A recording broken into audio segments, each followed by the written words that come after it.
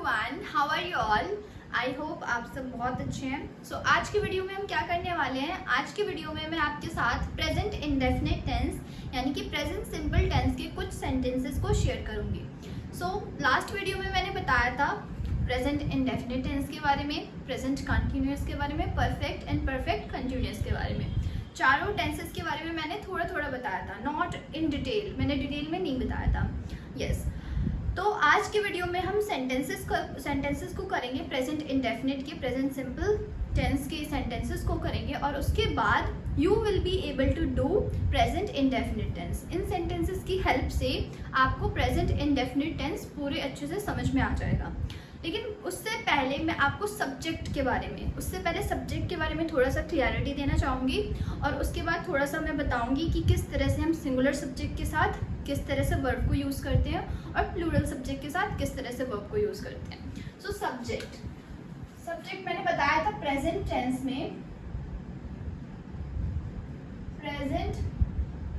में हमें क्या चाहिए, हमें सब्जेक्ट के साथ वर्ब के फर्स्ट फॉर्म, देन हमें ऑब्जेक्ट, और ये भी हमें पता है वर्ब के फर्स्ट फॉर्म के साथ कहीं कहीं हमें एस और ईएस लगाना होता है, कहीं कहीं हमें एस और ईएस लगाना होता है अकॉर्डिंग टू सब्जेक्ट। ये बात हमें पता है लेकिन अभी मैं डिटेल में इसको बताऊंगी।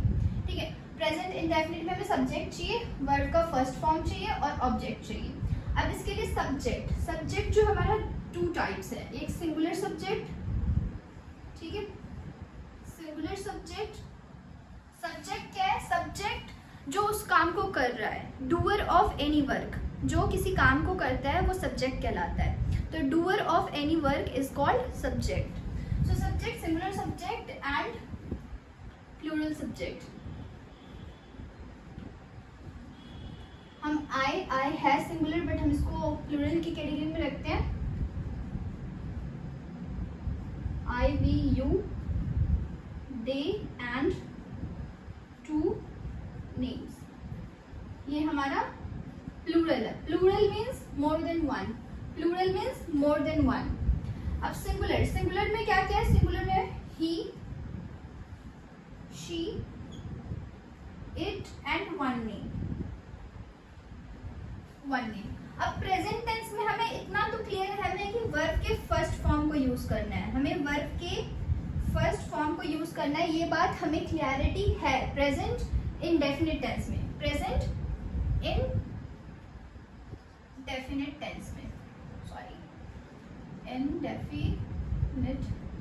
में हमें वर्ब के फर्स्ट फॉर्म को यूज करना है। अब इसमें से दो सब्जेक्ट है, ये मैंने बता दिया, सिंगुलर सब्जेक्ट है और प्लूरल सब्जेक्ट है। तो जब हमें सिंगुलर सब्जेक्ट यूज करना है तो वर्ब के फर्स्ट फॉर्म के साथ हमें एस और ईएस लगाना है। किसके साथ, सिंगुलर सब्जेक्ट के साथ। सिंगुलर सब्जेक्ट के साथ हमें वर्ब के फर्स्ट फॉर्म में एस और ईएस लगाना है और प्लूरल सब्जेक्ट में हमें कुछ नहीं, वर्ब के सिर्फ फर्स्ट फॉर्म को लगाना है। एग्जाम्पल के साथ बताऊं तो फॉर एग्जाम्पल अगर हम एक वर्ड लेते हैं teach is a verb, it means पढ़ाना, टीच। अगर मैं आई इज अ सब्जेक्ट, कौन सा सब्जेक्ट है, प्लूरल सब्जेक्ट, मैं पढ़ाती हूँ, तो ये होगा आई टीच। प्लूरल सब्जेक्ट था तो हमने क्या किया, वर्ब के फर्स्ट फॉर्म को लगाया। लेकिन अगर मैं बोलूँ कि वह पढ़ाता है, वह इट मीन्स ही, और ये कौन सा है, सिंगुलर सब्जेक्ट है। सो ही टीचेस, ये क्या हो गया, he teaches. I teach but he teaches. तो यहाँ पे हमने क्या किया, वर्ब के फर्स्ट फॉर्म के साथ हमने ईएस लगाया है, बिकॉज सिंगुलर सब्जेक्ट के साथ हमें सिंगुलर वर्ब चाहिए होता है। सिंगुलर वर्ब बनाने के लिए हमें वर्ब के फर्स्ट फॉर्म में एस और ईएस को ऐड करना होता है, फिफ्थ फॉर्म, जिसे हम fifth form of the verb भी कहते हैं। आपको इतना क्लियर हुआ? I teach, we teach, you teach, they teach. अगर दो नाम है, रोहित एंड रोशन टीच, दो लोग हैं तब भी वो प्लूरल है, मोर देन वन है तो हम बोलेंगे they both teach, but he teaches, she teaches, and अगर कोई नाम है सिर्फ वन नेम, रोहित टीचेस। इतना समझ में? तो प्रेजेंट इंडेफिनिट टेंस में हमें क्या याद रखना है, प्रेजेंट इंडेफिनिट में अगर सबसे इंपॉर्टेंट चीज़ हमें कुछ याद रखना है तो वो यही है कि हमें सिंगुलर सब्जेक्ट के साथ ही, शी, इट, नेम, किसी भी सिंगुलर सब्जेक्ट के साथ वर्ब के फर्स्ट फॉर्म में एस और ईएस लगाना है, जिसे हम fifth form of the verb भी कहते हैं। ये this is the most important thing जो हमें प्रेजेंट इंडेफिनिट टेंस में याद रखना है। अगर हम ये याद रखते हैं तो there will be no mistake in present indefinite tense. हम कोई मिस्टेक नहीं करेंगे अगर हम इस बात को याद रखते हैं, क्योंकि अगर हम मिस्टेक करते हैं प्रेजेंट इंडेफिनिट टेंस में तो सिर्फ यही एक एरिया है जहाँ पे हम मिस्टेक करते हैं। सो अगर प्रैक्टिस के लिए अगर हम और भी सेंटेंस बनाएं तो मैं अपने भाई की मदद करती हूँ। ये हमारा प्रेजेंट इंडेफिनिट टेंस है, करती हूँ। मैं अपने भाई की मदद करती हूँ। I help, I subject, I help, help is verb का first form. I help my brother, I help my brother. अब यही हो जाए अगर मेरा भाई मेरी मदद करता है। अगर ये सेंटेंस है तो माई ब्रदर हेल्प्स मी। सेंटेंस क्या है? फर्स्ट मैं अपने भाई की मदद करती हूँ। I help my brother, I help my brother. I क्योंकि हमारा कौन सा सब्जेक्ट था? प्लूरल सब्जेक्ट की कैटेगरी में आता है। किस कैटेगरी में आता है? प्लूरल। इसमें जो भी हम रूल्स यूज करते हैं प्लूरल सब्जेक्ट के अकॉर्डिंग यूज करते हैं। सो आई हेल्प माई ब्रदर, मैं अपने भाई की मदद करती हूँ। बिकॉज हमने यहाँ पे प्लूरल सब्जेक्ट के अकॉर्डिंग वर्ब के साथ हमने क्या किया? वर्ब का सिर्फ हमने फर्स्ट फॉर्म यूज किया है। अगर वही यहाँ पे आ जाए मेरा भाई मेरी मदद करता है, नाउ मेरा भाई, अगर मेरा भाई है तो वो किस में आएगा? सिंगुलर सब्जेक्ट में आएगा। किस में आएगा? सिंगुलर सब्जेक्ट की कैटेगरी में आएगा। और सिंगुलर सब्जेक्ट की कैटेगरी की वजह से ही यहाँ पे हेल्प के साथ हमने क्या लगाया है? एस लगाया है। So my brother helps me. Understandable? समझ में आया? ये सबसे इंपॉर्टेंट चीज़ है जो हमें प्रेजेंट इंडेफिनिट टेंस में याद रखना है, और हम यहीं पे मिस्टेक करते हैं। I help my brother helps me. We help our friends, we help our friends. हम अपने दोस्तों की मदद करते हैं। We help our friends.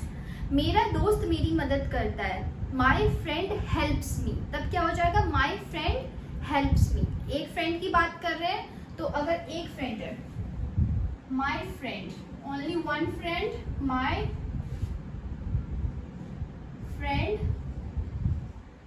Helps me. Singular subject है तो सिंगुलर वर्ब, और मैंने बताया था सिंगुलर वर्ब बनाने के लिए हमें वर्ब में एस और ईएस लगाना होता है। My friend helps me, my friend helps मी।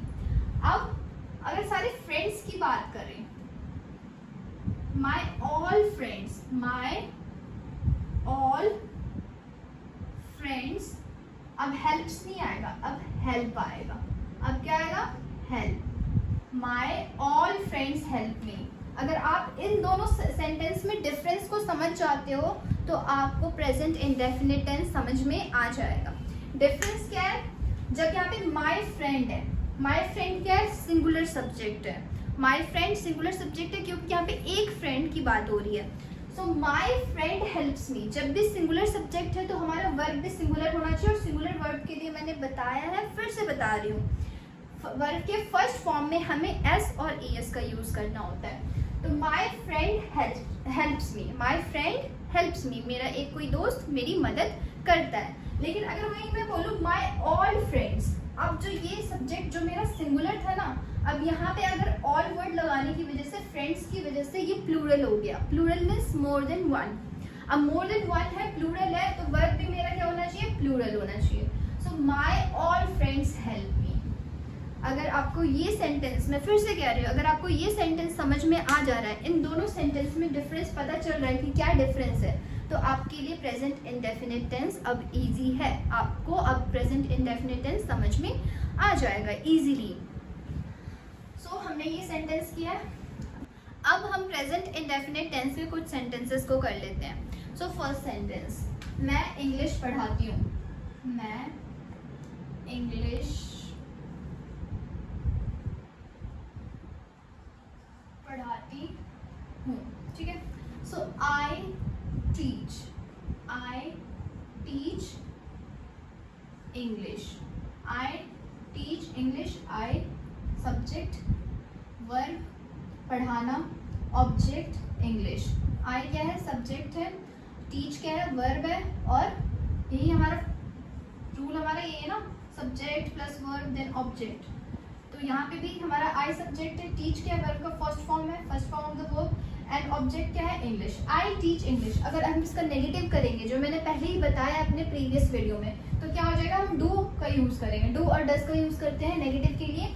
और यहाँ पे हमारा प्लूरल सब्जेक्ट है, तो हम करेंगे I do not teach English, I do not teach English. अब इसी को मुझे इंटेरोगेटिव में करना है, क्या मैं इंग्लिश पढ़ाती हूँ? तो मैंने ये भी बताया था, तो हम इंटेरोगेटिव में डू को स्टार्टिंग में ले लेते हैं। तो do I teach English, do I teach English. अब इंटेरोगेटिव में नेगेटिव करना है, do I not teach English, do I not teach English, क्या मैं इंग्लिश नहीं पढ़ाती हूँ? आपको ये इजीली समझ में आ जाएगा, बिकॉज यस आई नो कि मैंने बहुत अच्छे से समझाया है और आपने भी बहुत अच्छे से समझा है। तो अगर मैं बोलूँ कि मैं इंग्लिश पढ़ाती हूँ, तो आई टीच इंग्लिश। मैं इंग्लिश नहीं पढ़ाती हूँ, I do not teach English. क्या मैं इंग्लिश पढ़ाती हूँ? Do I teach English. क्या मैं इंग्लिश नहीं पढ़ाती हूँ?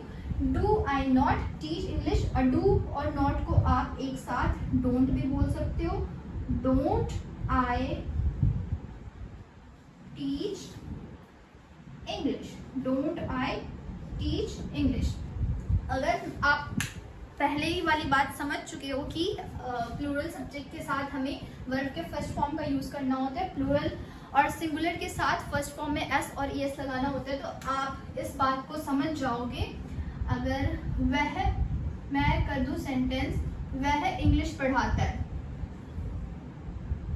वह इंग्लिश पढ़ाता है, तो ये क्या हो जाएगा? अगर यहाँ पे आई टीच इंग्लिश, तो ये हो जाएगा ही टीचेस। टीच के साथ ईएस लग जाएगा, बिकॉज ये सिंगुलर सब्जेक्ट है। ही क्या है? ही एक सिंगुलर सब्जेक्ट है, इसलिए ही टीचेस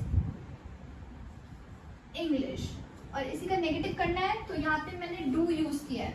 अब डू वर्ब के साथ मैं क्या करूंगी? ईएस लगाऊंगी, बिकॉज अब मैं सिंगुलर सब्जेक्ट का यूज कर रही हूँ। तो he does not teach English, he does not teach English. क्या वह इंग्लिश पढ़ाता है? Does he teach English, does he teach English. क्या वह इंग्लिश नहीं पढ़ाता है? डज नॉट को एक साथ अगर ले तो हम डजंट यूज कर सकते हैं, डजंट ही टीच इंग्लिश। क्या वह इंग्लिश नहीं पढ़ाता है? यस अगर आपको सिंगुलर और प्लूरल वाली बात समझ में आ गई है कि सिंगुलर सब्जेक्ट में हम वर्ब के साथ एस और ईएस का यूज करते हैं, वही प्लूरल सब्जेक्ट में सिर्फ वर्ब का फर्स्ट फॉर्म यूज करते हैं, अगर आपको ये बात समझ में आ गया है तो आपको इन दोनों सेंटेंस में डिफरेंस भी समझ में आ गया होगा। अगर मैं बोलूँ मैं इंग्लिश पढ़ाती हूँ, तो आई टीच इंग्लिश। अगर मैं वही बोलूँ कि वह इंग्लिश पढ़ाता है, सो ही टीचेस इंग्लिश। मैं इंग्लिश नहीं पढ़ाती हूँ, I do not teach English. वह इंग्लिश नहीं पढ़ाता है, he does not teach English। क्या मैं इंग्लिश पढ़ाती हूँ? Do I teach English। क्या वह इंग्लिश पढ़ाता है? Does he teach English। क्या मैं इंग्लिश नहीं पढ़ाती हूँ? Don't I teach English। क्या वह इंग्लिश नहीं पढ़ाता है? Doesn't he teach English। Understandable? If not, do let me in comments। But I'm sure कि आपको समझ में आ गया है, मैंने बहुत अच्छे से समझाया, तो I hope and I believe कि आपको समझ में आ गया है। अब यहाँ पे एक और चीज़ स्लाइटली थोड़ा सा चीज़ बताना है, वो ये बता रही हूँ। देखो यहाँ पे ही टीचेस इंग्लिश, यहाँ पे मैंने ईएस यूज़ किया बिकॉज हमें वर्ब के फर्स्ट फॉर्म में जब हम सिंगुलर सब्जेक्ट के साथ यूज़ कर रहे हैं तो फर्स्ट फॉर्म में एस और ईएस लगाना है। तो मैंने टीच के साथ टीचेस ईएस लगाया, तो ये इट बिकेम टीचेस। अब यहीं पे जब हम does का यूज करते हैं ना, तो वहां पे हमें यहाँ पे es दोबारा लगाने की जरूरत नहीं है. Already we have use es in one of the verb. Do भी एक वर्ब है, टीच भी एक वर्ब है. तो ऑलरेडी मैंने डू के साथ es लगा लिया, दैट्स वाई टीच के साथ अब मुझे दोबारा es लगाने की जरूरत नहीं है. इसलिए does he teach English, doesn't he teach English. I hope understandable है. तो इसी के साथ लेट्स एंड दिस वीडियो. अब आपको क्या करना, आपको हर एक सब्जेक्ट के साथ जितने भी हमारे प्लूरल सब्जेक्ट है, प्लूरल सब्जेक्ट में जो भी है सारे सब्जेक्ट्स का यूज करके सेंटेंस बनाना है. और सिंगुलर सब्जेक्ट में जितने भी हमारे सब्जेक्ट्स हैं उन सब्जेक्ट्स को यूज करके आपको सेंटेंस बनाना है. And you are done with present indefinite tense. आपका present indefinite tense complete. So sentence कैसे बनाना है, 4 तरीके से. पहले positive sentence, then negative sentence, then interrogative, then interrogative with negative. अगर 4 तरीके से आप सेंटेंस बना लेते हो, then yes, you do not need to make more effort. You are done with present indefinite. So bye bye for today. Let's meet in another video. Till then, bye bye. Enjoy it.